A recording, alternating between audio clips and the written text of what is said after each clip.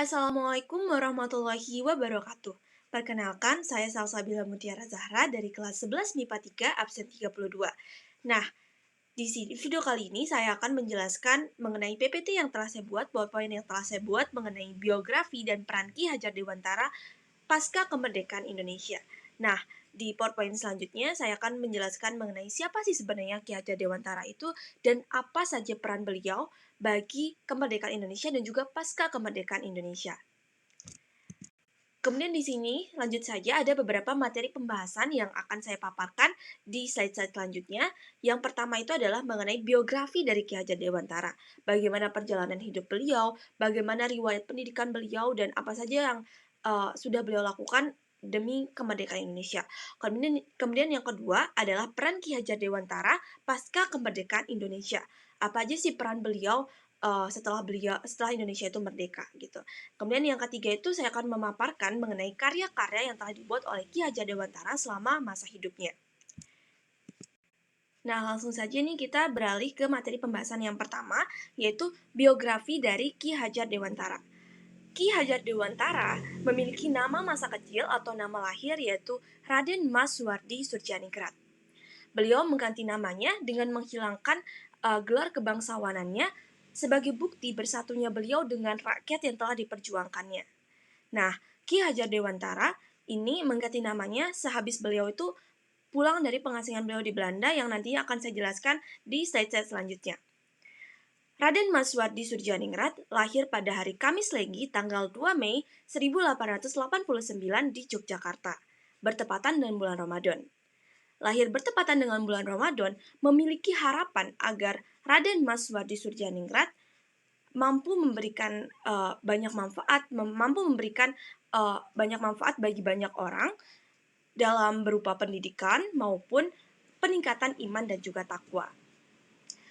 Beliau itu merupakan keturunan dari Keraton Yogyakarta dari golongan ningrat atau bangsawan. Ayah beliau bernama Kanjeng Pangeran Aryo Surjaningrat dan ibu beliau bernama Raden Ayu Sandiah. Nah, kedua orang tua beliau merupakan bangsawan dari Puro Pakualaman di Yogyakarta. Sebagai anggota dari keluarga bangsawan Puro Pakualaman, tentunya Ki Hajar Dewantara memiliki kepribadian yang sederhana dan juga dekat dengan rakyatnya. Kedekatan beliau dengan rakyatnya ini membuat beliau itu lebih mudah untuk memberikan atau menyosialisasikan semangat nasionalisme, semangat persatuan dan juga kesatuan, serta semangat berbangsa dan bernegara demi menciptakan negara Indonesia yang merdeka. Nah, jadi materi selanjutnya mengenai riwayat pendidikan dari Ki Hajar Dewantara. Sebagai seorang bangsawan dari Puro Pakualaman atau sebagai seorang bangsawan Jawa, Ki Hajar Dewantara tentunya mendapatkan pendidikan formal di sekitar lingkungan Istana Paku Alam, baik mengenai pendidikan moral, etika, dan juga sebagainya. Nah, namun, selain beliau mendapatkan pendidikan di sekitar Istana Paku Alam, beliau juga pernah menempuh pendidikan di ELS atau European Leisure School, yaitu sekolah rendah untuk anak-anak Eropa dan juga kaum priai atau kaum bangsawan pada zaman dahulu. Seperti yang kita sama-sama ketahui, pada zaman dahulu, pada zaman kolonialisme itu, yang boleh bersekolah, yang mendapatkan hak untuk bersekolah itu adalah orang-orang Eropa dan juga orang-orang pribumi dari golongan bangsawan. Jadi pada saat itu masih berlaku yang namanya feodalisme. Sehingga Ki Hajar Dewantara yang merupakan seorang bangsawan itu memiliki hak istimewa untuk menempuh pendidikan dan juga bersekolah di sekolah-sekolah yang dibangun oleh Belanda pada zaman dahulu. Nah, selain di ILS, beliau juga pernah menempuh pendidikan di Stovia atau yang lebih kita kenal dengan Sekolah Dokter Jawa. Namun beliau tidak sempat menamatkan pendidikannya, tidak sempat menamatkan studinya di Stovia karena kondisi kesehatan beliau yang tidak memungkinkan. Nah, seperti yang kita tahu juga, Stovia ini banyak menghasilkan tokoh-tokoh nasionalisme pejuang kemerdekaan, sehingga sekolah Stovia ini juga bisa dikatakan sebagai suatu lembaga pendidikan legendaris yang banyak menghasilkan tokoh-tokoh pahlawan-pahlawan nasional yang berjasa bagi kemerdekaan Indonesia. Nah, selain beliau bersekolah di ILS dan juga Stovia, beliau juga pernah menempuh pendidikan di Quick School, yaitu sekolah khusus kejuruan yang ada di sekitar wilayah Yogyakarta. Kemudian, awal karir dengan Yunisme dan Budi Utomo. Jadi Ki Hajar Dewantara itu mulai menggeluti karir jurnalismenya dengan bergabung dan bekerja dengan berbagai media-media surat kabar besar pada saat itu, seperti Surat Kabar Sudiyotomo, Medan Java, The Express, Utusan Hindia, kemudian ada Kaum Muda, Jawa Timur, dan juga Pusara. Nah, pada zaman penjajahan dulu, kan seperti yang kita tahu, teknologi itu belum berkembang secara pesat seperti yang ada pada saat ini. Pada zaman dahulu itu belum ada yang namanya TV, belum ada yang namanya handphone, dan belum ada yang namanya artikel-artikel internet. Sehingga bisa dikatakan surat kabar pada zaman itu merupakan salah satu arus penyebar informasi yang terbesar dan juga bisa diakses oleh orang-orang pribumi juga. Nah, Ki Hajar Dewantara, selain beliau memang hobi menulis dan juga dia itu memang punya bakat menulis, beliau banyak menulis suatu tulisan-tulisan, berbagai tulisan-tulisan yang di dalamnya itu mengandung ciri khas. Jadi ciri khas dari tulisan-tulisan beliau adalah tulisan-tulisan beliau itu bergaya komunikatif dan juga patriotik. Kenapa di sini disebutkan patriotik? Karena selain beliau menyampaikan informasi kepada masyarakat banyak atau kepada para pembaca, beliau juga menyelipkan paham-paham anti kolonialisme di dalam tulisan-tulisan beliau. Jadi banyak paham-paham anti kolonialisme yang beliau masukkan ke dalam tulisan-tulisan beliau, yang semata-mata tujuannya untuk membangkitkan semangat dari bangsa Indonesia, masyarakat pribumi pada saat itu yang pada saat itu masih dijajah, untuk bersatu, untuk mengembangkan paham nasionalisme sehingga Indonesia itu tidak menjadi negara yang dijajah lagi, melainkan Indonesia bisa menjadi negara yang merdeka. Nah, salah satu tulisannya yang paling terkenal adalah kritiknya terhadap pemerintah Belanda yang berjudul Als ik in Nederland was, yang kalau diterjemahkan ke dalam bahasa Indonesia itu artinya adalah andai aku seorang Belanda. Yang tulisan ini tuh merupakan kritik terhadap pemerintah Belanda yang nantinya juga akan saya jelaskan di slide-slide selanjutnya. Kemudian tulisan ini juga dimuat di dalam Surat Kabar The Express milik Douwe Dekker pada tahun 1913. Nah, selain beliau aktif di kegiatan jurnalisme, beliau juga aktif mengikuti berbagai organisasi-organisasi baik di bidang politik maupun bidang sosial. Salah satunya adalah Budi Utomo. Pada tahun 1908, beliau itu aktif di dalam seksi propaganda dari Budi Utomo, yang dimana tugas utama dari seksi propaganda ini adalah untuk menyebarluaskan, untuk menyosialisasikan mengenai paham nasionalisme, mengenai paham persatuan dan juga kesatuan terhadap seluruh masyarakat pribumi pada saat itu, sehingga tercipta suatu persatuan dan juga kesatuan yang harmonis dan menjadi bekal untuk masyarakat Indonesia, untuk negara Indonesia, sehingga negara Indonesia itu bisa bebas dari penjajahan. Nah, biografi atau perjalanan hidup selanjutnya dari Ki Hajar Dewantara adalah mengenai bergabungnya Ki Hajar Dewantara dengan Organisasi Sarekat Islam atau SI. Nah, akhirnya pada tahun 1912, Ki Hajar Dewantara itu memutuskan untuk bergabung dengan Organisasi Sarekat Islam. Nah, alasan beliau bergabung dengan organisasi ini adalah karena beliau yakin bahwa Organisasi Sarekat Islam ini merupakan organisasi yang bertujuan untuk memperjuangkan nasib para pribumi yang sudah lama dijadikan dalam tanda kutip sapi perah oleh para pemerintah kolonialisme Belanda. Kenapa di sini katakan sapi perah? Karena mereka itu banyak dari masyarakat pribumi yang bekerja secara paksa tanpa mendapatkan gaji atau tanpa mendapatkan upah, tanpa mendapatkan feedback atau timbal balik yang setimbal dengan apa yang mereka kerjakan gitu. Jadi di sini banyak dari masyarakat pribumi yang menderita, bahkan kayak kekurangan makanan hingga akhirnya meninggal gitu. Nah, bergabungnya Ki Hajar Dewantara dengan SI ini menjadikan beliau itu banyak bertemu dengan masyarakat-masyarakat pribumi dari berbagai daerah yang ada di wilayah Indonesia. Nah, Ki Hajar Dewantara juga pada tahun 1912 itu bertolak dari Surabaya ke Bandung untuk mendirikan Sarekat Islam Bandung bersama dengan Abdul Muiz dan juga Awiknya di Sastra. Nah, walaupun masa jabatan Ki Hajar Dewantara ini termasuk singkat atau tergolong singkat, beliau itu sudah mampu membuat Sarekat Islam Bandung itu kayak menjadi pihak yang oposisi terhadap pemerintah kolonialisme Belanda. Jadi beliau itu juga selain menjadi pemimpin, beliau juga menyebarkan berbagai paham-paham anti kolonialisme terhadap anggota-anggota dari Syarikat Islam dan juga banyak masyarakat pribumi, sehingga menciptakan suatu persatuan dan juga kesatuan yang dapat menjadi pendorong kemerdekaan Indonesia dan pembebasan Indonesia dari masa penjajahan. Nah, kemudian kita akan beralih ke materi selanjutnya, yaitu pendirian Indonesia Partij oleh Ki Hajar Dewantara bersama dengan dua orang rekannya. Jadi Ki Hajar Dewantara bersama dengan Danudirja Setiabudi atau yang lebih dikenal dengan Dawes Dekar dan Cipto Mangunkusumo itu mendirikan suatu organisasi yang mereka beri nama Indonesia Partij, yaitu suatu organisasi partai politik yang pertama yang berlandaskan nasionalisme di Indonesia. Jadi beliau mendirikan organisasi tersebut dengan tujuan untuk kemerdekaan Indonesia tentunya. Nah, beliau itu mendirikan organisasi tersebut bersama dengan dua orang rekannya, sehingga beliau bersama dua orang rekannya itu sering disebut dengan tiga serangkai. Nah, tentunya sebagai suatu organisasi, beliau ingin organisasinya itu diakui secara hukum dan juga dapat beroperasi secara sah di mata hukum di wilayah Indonesia ini. Akhirnya beliau pun mengirim permintaan mengenai status badan hukum ke pemerintah kolonial Belanda, karena pada saat itu kan seluruh ketatanegaraan dan juga pemerintahan Indonesia itu diatur oleh Belanda, karena pada saat itu Belanda yang menjajah kita kan. Jadi otomatis segala hal yang berkaitan dengan pemerintahan itu dilaporkan ke pemerintah kolonialisme Belanda. Namun permintaan Ki Hajar Dewantara mengenai permintaan Ki Hajar Dewantara mengenai status badan hukum Indonesia Partij itu ditolak oleh pemerintah Belanda. Mengapa demikian? Karena mereka menganggap bahwa organisasi Indonesia Partij ini tuh dapat membangkitkan semangat nasionalisme dari bangsa Indonesia, dan akhirnya nanti bangsa Indonesia itu akan melawan Belanda, akan memerangi dan juga memusuhi Belanda. Jadi karena itu Belanda menolak mengenai status badan hukum yang diajukan oleh Ki Hajar Dewantara. Nah, karena penolakan Belanda ini, Ki Hajar Dewantara itu tidak serta-merta berpangku tangan saja, namun beliau akhirnya bergabung dengan Komite Bumi Putra pada November 1913.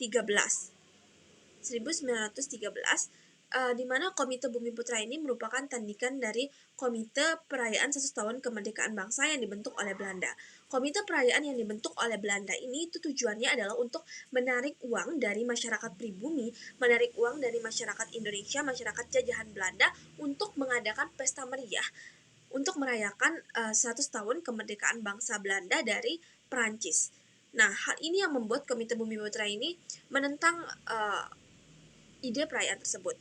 Dan salah satunya adalah Ki Hajar Dewantara pada saat itu akhirnya memunculkan suatu artikel atau suatu surat kabar yang judulnya adalah seperti yang saya sebutkan sebelumnya, Als ik in Nederland was, di mana artinya aku seorang Belanda, yaitu kritik terhadap pemerintah Belanda karena memungut uang dari masyarakat pribumi itu. Nah, karena tulisannya andai aku seorang Belanda itu, Ki Hajar Dewantara itu dikenai hukum interning atau hukum buang, di mana maksudnya di sini adalah hukum isolasi atau hukum diasingkan gitu ke Pulau Bangka bersama dengan dua rekan lainnya, yaitu Dawes Dekar dan juga Cipto Mangunkusumo. Namun Dawes Dekar dan juga Cipto Mangunkusumo itu menolak, kayak memprotes keputusan tersebut, dan mereka itu meminta diasingkan ke Belanda. Pasti kita bertanya-tanya dong, kenapa sih mereka ini pengen banget diasingkan ke Belanda gitu. Nah, jawabannya adalah karena pada saat itu Belanda merupakan negara yang jauh-jauh lebih maju daripada Indonesia. Buktinya Belanda yang menjajah Indonesia pada saat itu kan. Jadi mereka bertiga ini itu ingin pergi ke Belanda karena semata-mata tujuannya adalah untuk mencari pengalaman, mencari pengetahuan baru, sehingga nantinya ketika mereka pulang ke Indonesia, mereka dapat menerapkan pengetahuan yang mereka dapatkan itu untuk membangun semangat nasionalisme, membangun persatuan dan juga kesatuan, sehingga menjadi negara Indonesia yang merdeka gitu. Jadi begitu alasan kenapa mereka itu ingin sekali diasingkan di Belanda. Nah, selama diasingkan di Belanda, Ki Hajar Dewantara itu juga mendapatkan suatu ijazah yang bergengsi di Belanda, dan pengalaman-pengalaman beliau itulah yang beliau jadikan sebagai referensi, beliau jadikan sebagai bekal untuk membangun sekolah atau lembaga pendidikan impian beliau ke depannya. Nah, gambar berikut ini merupakan gambar potret dari anggota tiga serangkai yang terdiri dari Ki Hajar Dewantara, kemudian ada Dowes Dekker, dan juga Cipto Mangunkusumo. Tiga serangkai ini tuh sangat berperan penting dan juga sangat berjasa bagi kelangsungan pendidikan Indonesia hingga saat ini. Nah, kemudian kita akan membahas mengenai pendirian Taman Siswa oleh Ki Hajar Dewantara. Nah, sekembalinya Ki Hajar Dewantara dari pengasingannya di Belanda pada September 1915, beliau pertama-tama bergabung dengan sekolah binaan saudaranya dan mengajar sebagai guru di sana. Nah, pengalaman yang ia dapatkan di Belanda selama pengasingan dan juga pengalamannya sebagai guru itu ia jadikan bekal untuk nantinya membangun sekolah yang ingin ia dirikan. Nah, akhirnya pada Juli 1922, Ki Hajar Dewantara mendirikan suatu perguruan nasional yang diberi nama National Underprivileged Institute Taman Siswa, atau bisa kita kenal dengan Perguruan Nasional Taman Siswa.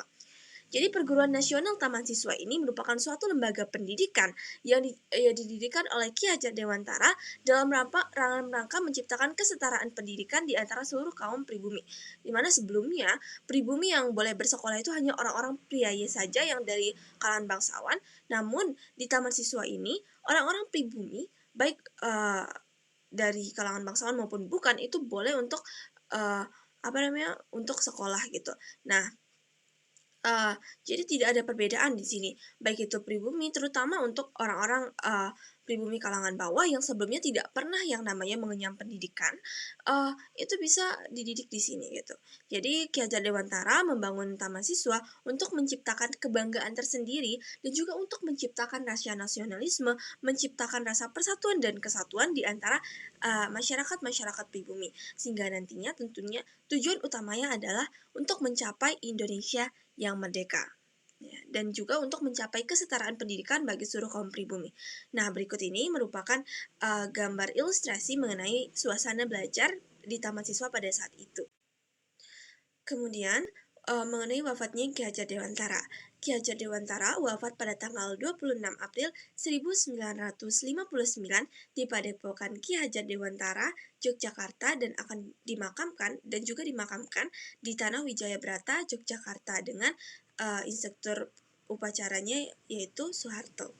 Nah, berikut ini merupakan beberapa potret yang saya temukan di internet mengenai akhir-akhir dari hayat Ki Hajar Dewantara, di mana di sini ada foto dari Ki Hajar Dewantara bersama dengan Insinyur Soekarno.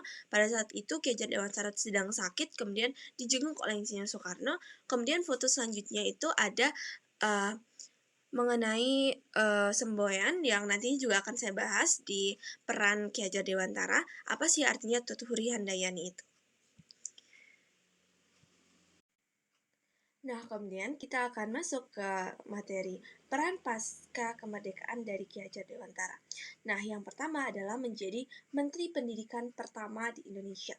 Nah, segera setelah kemerdekaan Indonesia itu dibentuklah dan juga diangkatlah Insinyur Soekarno dan juga Muhammad Hatta sebagai presiden dan juga wakil presiden.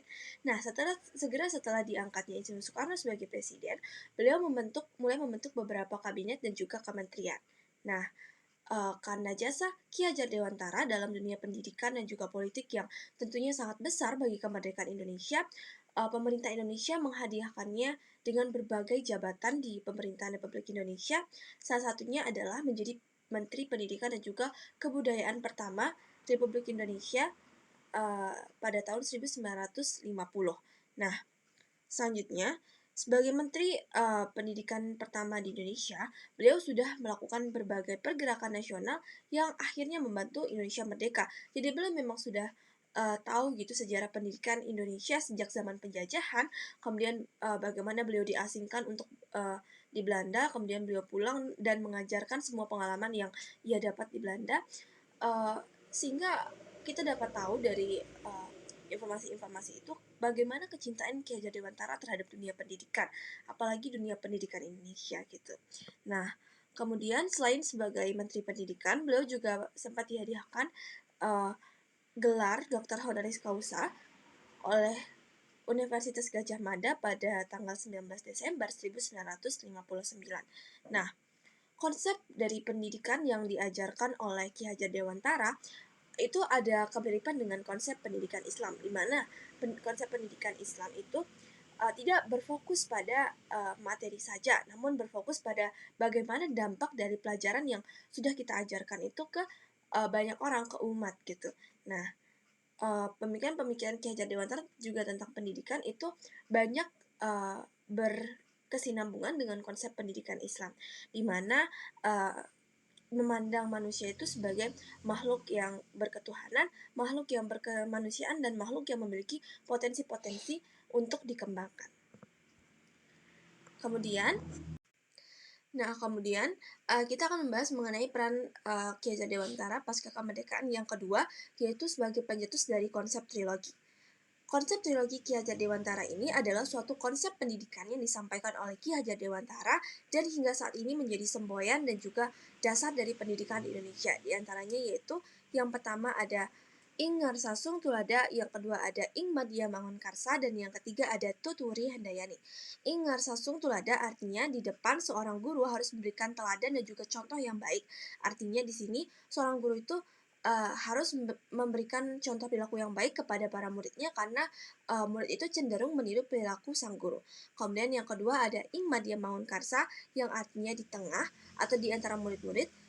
Guru itu harus bisa menciptakan suatu prakarsa dan juga ide, di mana artinya di sini guru itu harus mendukung dan juga memotivasi muridnya untuk menciptakan suatu hal, banyak hal atau yang kreatif. Kemudian yang ketiga ada Tutwuri Handayani, yang artinya di belakang guru harus memberikan dorongan dan juga arahan.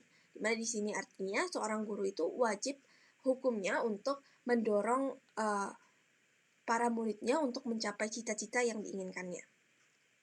Nah, kemudian peran pasca kemerdekaan dari Ki Hajar Dewantara yang kedua yaitu sebagai pencetus Pancadharma. Pancadharma yang dicetuskan oleh Ki Hajar Dewantara berisi 5 asas pendidikan, yaitu yang pertama ada kodrat alam, meyakini secara kodrati akal pikiran manusia itu dapat dikembangkan dan juga dapat mampu berkembang.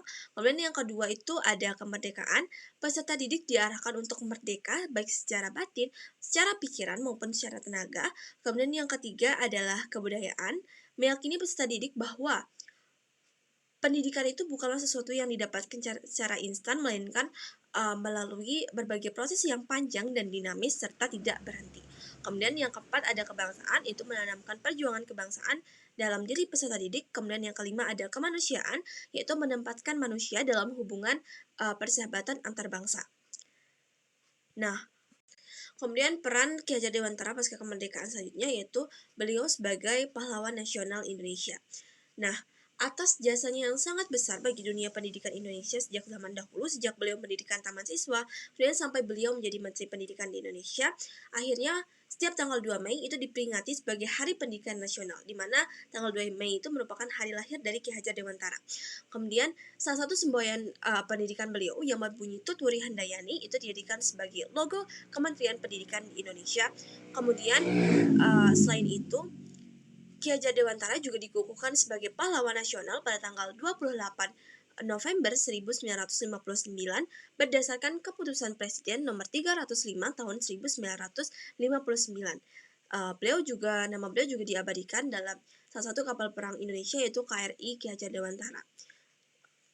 Kemudian potret wajah beliau juga diabadikan pada uang kertas pecahan 20.000 emisi 1998. Nah, kemudian untuk mengingat jasa-jasa dari Ki Hajar Dewantara, itu didirikanlah Museum Dewantara Kirti Griya di Yogyakarta. Nah, berikut adalah potret dari Museum Kirti Griya Yogyakarta. Kemudian berikut juga potret dari uang kertas pecahan 20.000 emisi tahun 1998.